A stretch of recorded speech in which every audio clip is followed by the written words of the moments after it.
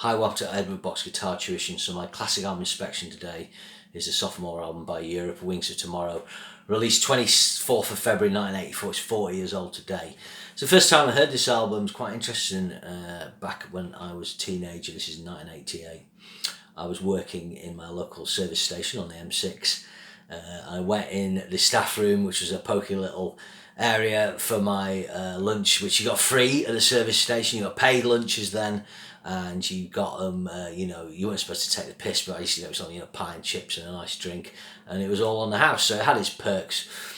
And there was a cassette player in there, and someone had this album on cassette, Wings of Tomorrow. Obviously, at that point, I knew Europe because of the Final Countdown, which I wasn't really fussed with, but I liked what I heard on this, particularly the second track, which we'll come to in a bit. So how does this differ from what Europe became in their peak period?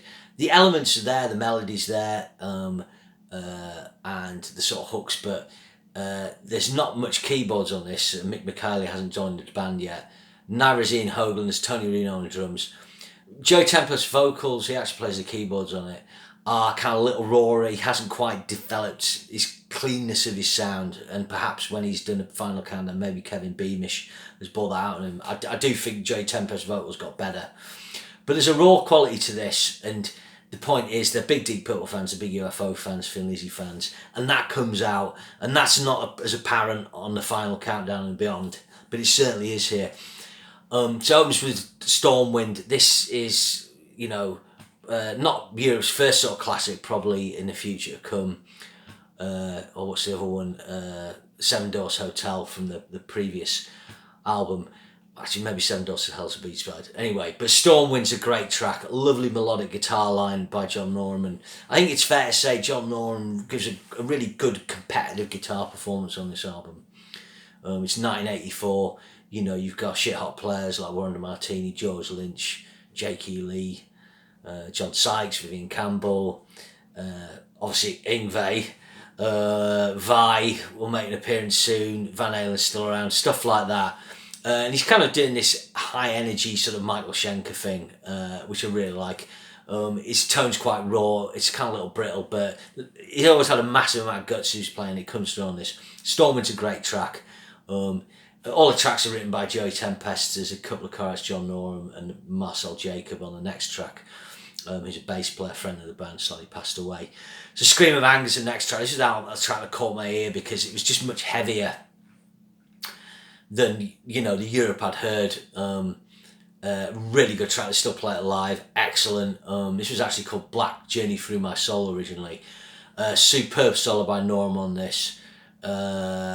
Just really good track.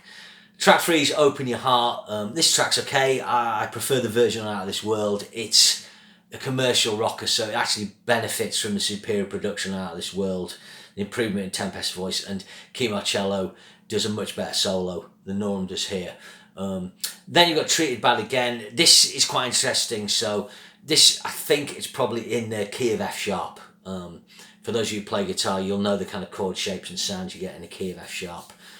Sort of minor pentatonic, so to speak, and it's kind of stompy, and Norum does some hauling pentatonic F sharp stuff. Now he's done this before, I think Danger on the Track probably, but certainly the opening track, 2 tracks off his solo on Total Control in the key of F sharp as well, and he does some hauling Schenker F sharp pentatonics. So it's not a great track. It's probably the weakest track on the album. Then side 1 finished with Aphasia. This is a really cool little instrumental by John Norum. It's 2 minutes 32. He did an instrumental on the first song called Boyzont. The first song's worth checking out. It's kind of a bit of a curio. It's kind of got that naivety, but the band kind of arrive kind of with a sort of sound, this kind of UFO Deep Purple sound. So side 1, you got 3 top tracks and a good one. Side 2 opens with the title track, Wings of Tomorrow. This is really good. Nice sort of nice kind of Michael Schenker thirds thing. The groove of this, I think they've kind of copied Red Sky groove off the Built to Destroy album, MSG. Cool solo, harmony solo on this. No, it's not. Is that the next track? Oh, My brain's going here. But this is a really good track. It's very catchy. They have played this live as well, and quite rightly it's good. And the next track, Wasted Time. And now this is the one. It's got a cool kind of whammy bar solo, and then it's got a nice harmony lead. Again, this is good. It's sort of got a lights out style gallop. You know, there's a heaviness and depth there. Really good. Then you got a fast rocker, Lion Eyes. Again, this is probably one of the weaker tracks. It's okay. Then you got the ballad Dreamer. Again, this is pretty cool. I quite like this. Quite a nice piano ballad. It's got a cool, nice harmony solo.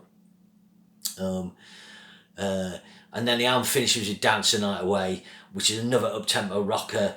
It's kind of got an open G, Richie Blackmore style riff, showing like the Purple influence.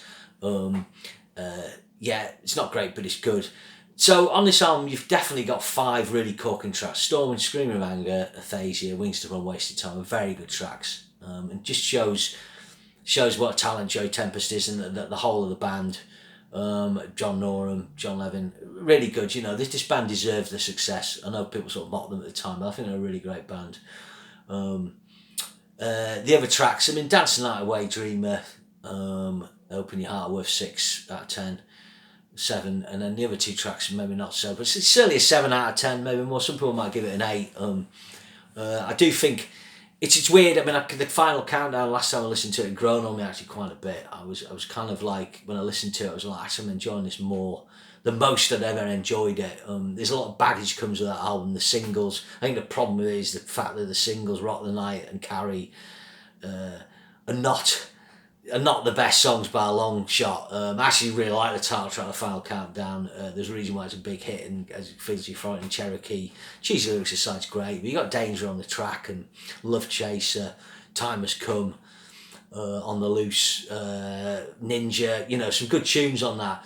But the Out of This World album and The Prison of Paradise, I prefer these. But it is good. It's worth checking out. Just because it's got that, it's just kind of rawer. It's bands. It's that time where before there's that period in the early 80s in rock, from 1980 through to 83, 84, where they're not trying to douse as much polish on. You can see polish being applied from 84 onwards, but this hasn't happened to Europe yet. And obviously in 86, that's the height of poodle metal. And like obviously they have a big hit then. It's timed perfectly for them. Okay, so that is Europe's Wings of Tomorrow album. So I'll see you again soon. Remember to share and subscribe, and thanks for checking out my classic album inspection. Cheers.